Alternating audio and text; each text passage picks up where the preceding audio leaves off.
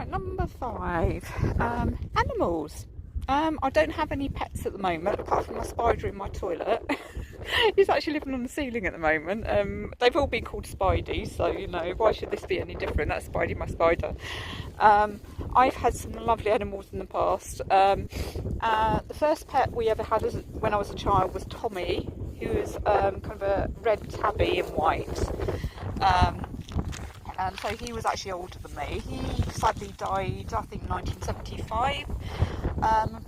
My older sister, so telling me that he'd been buried, and you know, I just thought he'd actually been put in the ground with some strawberries and raspberries and stuff. You know, anyway, that's a 5-year-old mind, I suppose. And we had a stray cat called Tabby. He kind of adopted us. Tabby was lovely. He was very, very gentle with us kids. Well, we don't. we assumed it was a little lady cat, but looking at photos, it's quite a butch lady cat. So I don't know. We don't know whether it's a boy or a girl, but whatever. Tabby was lovely. Sadly, Tabby died in 1984.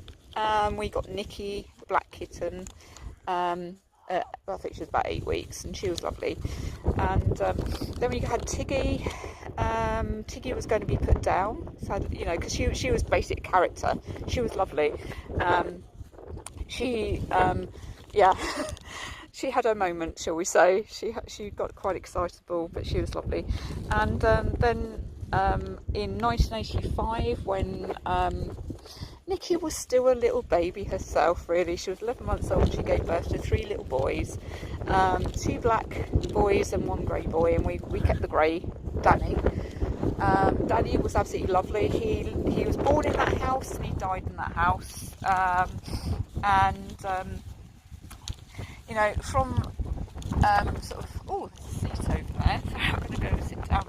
But there was, yeah, as an adult, I think my first pet, really, when I first moved in with my ex-husband, Dave, in Stevenage, he had a rabbit called Bob.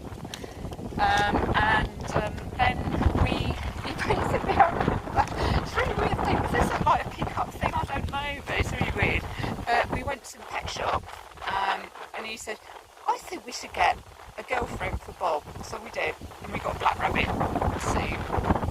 And basically Bob was Dave's and Sue was mine. And then, you know, it's really, really weird because Sue died on the 13th of July 2003, and Bob died exactly the same day. And then we had Nigel by then. He was adopted from Kimpton Bottom Blue Cross. He was called Meow Meow. I'd always say that any rescue animal I get, or any animal I got, I'd never rename them, but Meow Meow, but Nigel was definitely, he was my cat. He, from day one, because I actually took some time off to settle him in of work, and it's just like all these, like the Blue Cross stuff, it's like, oh, he's had a few dog before, and do this, that, and the other, and it's like, he never did, so I actually saw, I kind of connected with him in it to kind of the extent that it's like, yeah, I get him, he's not a problem cat, which he was labelled, he's just in the wrong environment. He was like stealing food from the other cats and attacking them. He just wasn't happy there, so I rescued him and he was happy. He was absolutely fine. And then we got Tikani, the dog, more than Inuit. And then when Dave and I divorced, there was never a custody battle. Nigel was always mine, Tikani was always his, so yeah, and that's good. So yeah, I'd love to get to the situation again where I can actually have animals on me.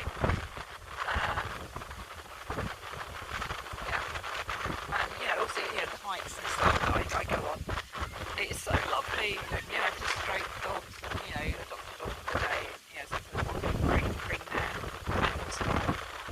And yeah, but some people got parrot along ones, but that's another story. Yeah, okay.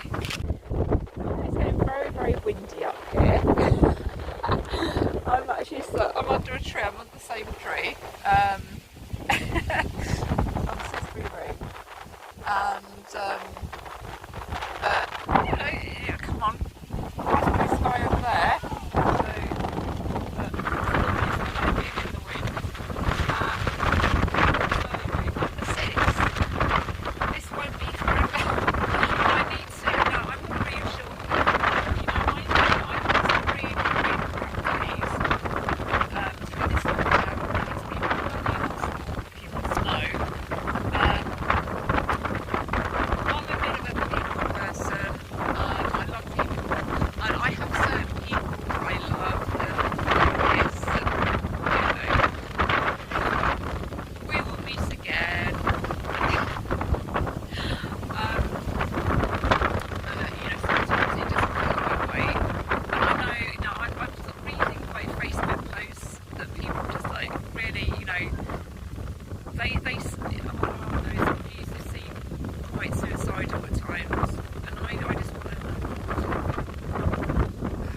I don't know the best way to say this, but you know, it's not going to be forever. We will be able to meet again, get the train, get the bus, have picnics together, go clubbing together, meet in the bar together, go out for a meal together, sit on the bench. I'll sit through ring together. Yeah, see you soon. Okay, so number 7. Believe it or not, I actually have a non-addictive personality. I don't get addicted to things very easily. I can say this. I used to drink. Sounds like I was an alcoholic. I've never been an alcoholic really, but I've been a social drinker. I've been a binge drinker, and I went to a certain party. Oh, yeah, I'm not even going to repeat that, but certain people would know what I'm talking about. Bloody absinthe. But it's kind of, yeah. I don't really fancy drinks anymore, but it's not just drinking I'm talking about. Drugs, smoking, you know, whatever. Years ago, people tried to get me, you know, I met certain people who tried to get me onto certain drugs and blah, blah, blah. I was too scared, so I didn't. I'm glad I didn't. And I started, and yeah, I've been a few times in my life where I've tried cigarettes, tried smoking, didn't like it enough, didn't do much for me, so yeah, I stopped. So yeah, I remember an instance smoking out the window. Jane, do you remember that? My sister, smoking out the window.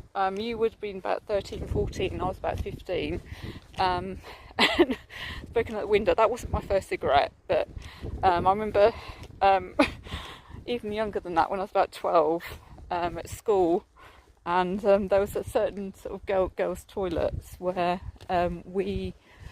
well, not me, but personally, but girls would smoke, and I'd have to walk through this haze of smoke to get to the cubicles.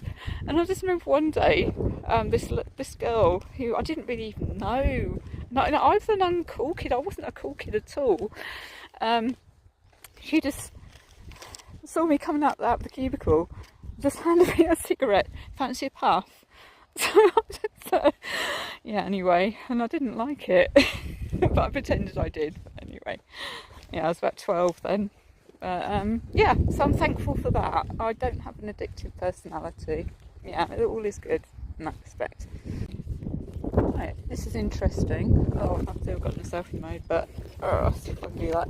We have got blue skies over there, and it looks absolutely lovely. And we turn around, and it's raining over, oh, where would that be? Kind of west. I know somewhere west of Cissbury Ring anyway. But so right, what's next? What are we on? Number 8. I usually see the positive. Years ago, I was a depressed goth. Today, I'm a bit of a multicolour queen. But yeah, I don't know. I just used to see the negative in everything, and it was quite depressing. But you know, it's like these days, I think, that there are various reasons for this. I think one, I did study psychology, and that kind of put a different perspective on things. I think made me kind of analyse things a little bit more in a good way, and also. When I was married, I used to go to lots of seminars, lots of positive things at seminars with my ex-husband, well, my husband then, and I learnt a lot. I learnt a kind of a new way of thinking, and it has kind of triggered,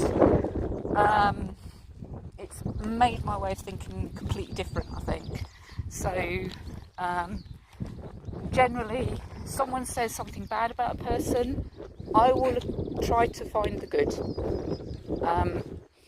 Or situation, anything, I would actually try to find the good, and yes, I'm very thankful for that.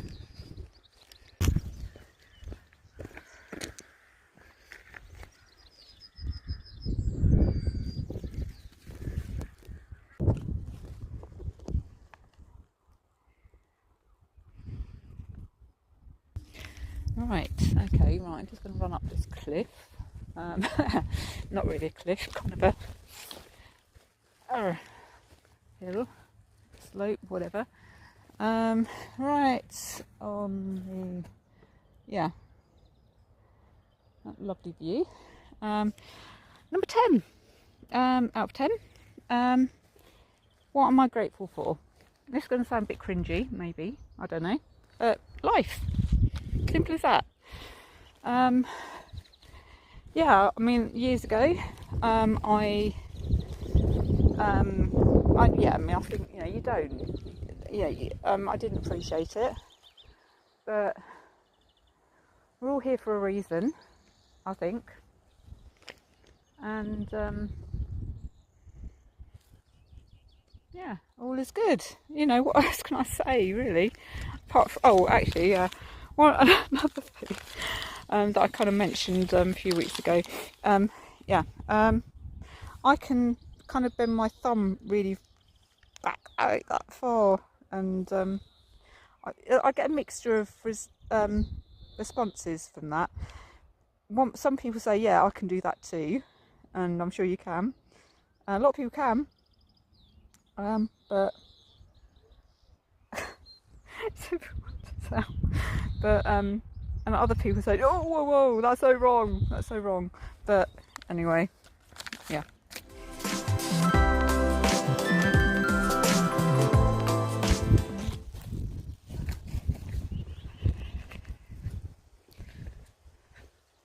Right, so that, I believe, go down. Oh, blimey. That's Cissbury Ring. Cool. Not today, but very soon.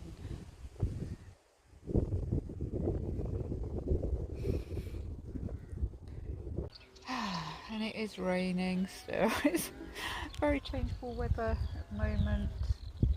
This is the path between Cissbury Ring and Worthing. Well, one of the many. It's okay. Getting a bit wet.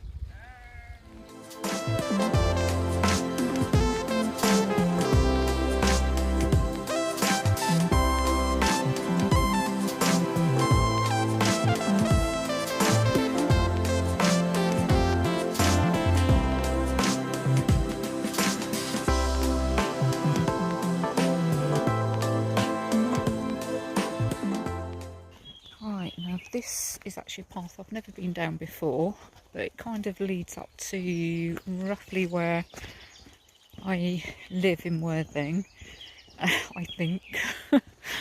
But yeah, nothing like being a little bit adventurous, I suppose, is there?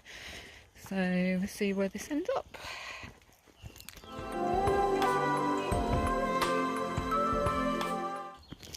Oh, this is so cool. No idea where I'm going. Well, I do. I actually do. That's a lie. But I don't know where it's going to end up, shall we say. Hopefully, well, that's the golf course. I'm actually passing the golf course on my left. That should be, yeah, because there are 2 golf courses, so it's the one I think it is.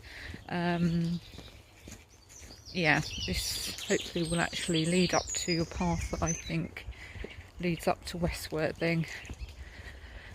When we're finding out, I'm halfway down the path already, so I'm not going to turn back. And yeah, we'll see. You might never see me again, but never mind.